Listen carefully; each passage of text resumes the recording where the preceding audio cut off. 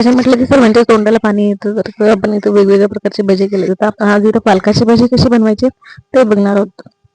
त्यासाठी मी इथं एक पालकाची जुडी व्यवस्थित अशी निवडून धुवून घेतलेली आहे. व्यवस्थित पानं घेतलेले, तर ती मी आता व्यवस्थित चिरून घेते. तुम्ही बघू शकता या पद्धतीने व्यवस्थित अशी चिरून घेतली आहे.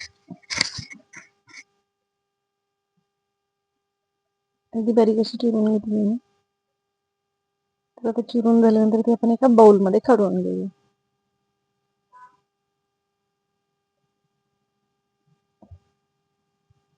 तर त्यात मी आता इथे एक मध्यम आकाराचा कांदा घेतलेला आहे आणि एक मध्यम आकाराचा बटाटा घेतला. बटाटा मी किसून घेणार आहे आणि कांदा एकदम असं बारीक चिरून घेणार आहे. तर मी इथं कांदा चिरून घेते, तुम्ही बघू शकता. अगदी अशा पद्धतीने बारीक चिरून घ्यायचा.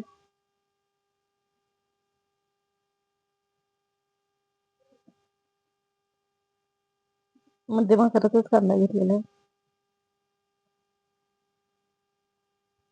मी या भाज्यांसाठी कुठलाही सोडा किंवा काही वापरलेला नाही. अगदी घरगुती सोड्याने काहींना त्रास होतो तर होणार नाही. इथे एक मी बटाटा किसून घेते. आता व्यवस्थित असं ताटलीत मी किसून घेते. त्यांना तो स्वच्छ पाण्याने धुवून घेणार आहे.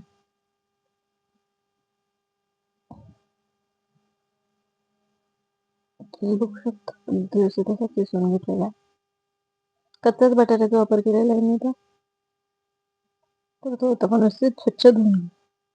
तर आता आपण यात कांदा, कोथिंबीर आणि जो बटाटा किसून घेतलाय तो टाकून घेऊया.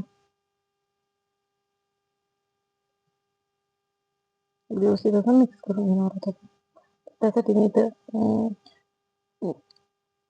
मिरची आणि लसूण आणि मिठाची एक पेस्ट बनवलेली, तर ती टाकून घेते. अर्धा चमचा हळद टाकते, अर्धा चमचा लाल तिखट टाकते. मी मिठाचा वापर केलेला आहे, त्याच्यामुळे मी दुसरं मीठ वापरत नाही. इथं मी 1 वाटी बेसन पीठ यात घालवलेलं आहे. तुम्ही अंदाजानुसार घेऊ शकता. तर साधारण अंदाजाने आपण पिठाचा वापर करायचा. एक जोडी याच्यासाठी 1 वाटी बेसन पीठ लागतं. तर मी तर तेल तापत ठेवलं होतं, तर त्यात मी थोड्याशा मिरच्या तळून घेते. अगदी अशा व्यवस्थित अशा तळून घ्यायच्या. त्यानंतर आपण भजी सोडून घेऊया. अगदी व्यवस्थित असे गोल गोल आकाराचे आपण भजी सोडून घेऊया. तुम्ही बघू शकता अगदी असे व्यवस्थित सोडून घेतले सगळीकडे भजी. तर त्याला आता आपण 2 मिनिटं व्यवस्थित असं छान तळून देणार आहोत. व्यवस्थित तळल्यानंतर आपण त्याला थोडंसं पलटी करून घेऊया. दोन्ही साईडने व्यवस्थित असे तळून निघतील. तुम्ही बघू शकता अगदी त्याचा रंग सुद्धा थोडासा बदललाय आणि अगदी कुरकुरीत असे होतात. तर आता आपण एक करून घेऊया.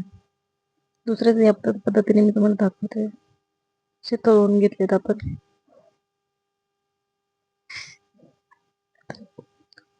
अगदी छान लागतात, चवीला अगदी कुरकुरीत असे लागतात.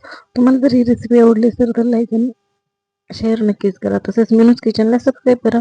पुन्हा भेटूया अशाच एका नवीन रेसिपी सोबत. धन्यवाद.